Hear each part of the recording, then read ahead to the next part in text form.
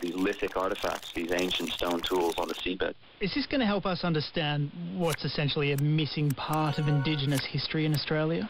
That's exactly right. You've got over 2 million square kilometres of what was previously cultural landscape that was drowned after the last ice age and when the climate warmed and the sea level rose. This is important because these are coastal areas. It would be like saying, look at a cultural landscape, but exclude the first 50 miles coastline and tell me about that culture. Well, I mean, obviously people have gravitated to the coasts around the world and certainly in Australia throughout recent times and ancient times. So we can fully expect to see more and, importantly, different sites on Australia's continental shelf. Dr. Jonathan Benjamin. You're listening to the BBC World Service. Neil has the headlines.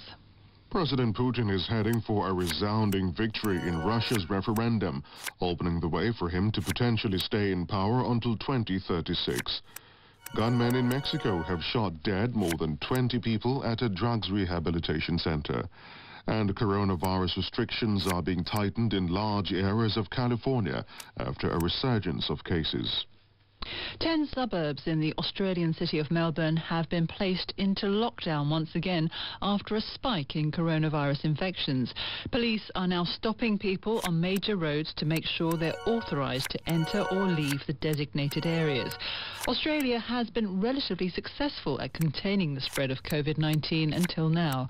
I asked the ABC state political reporter Richard Willingham why the virus has returned to Melbourne. The recent surge in cases in Melbourne are linked back to a breach of hotel quarantine.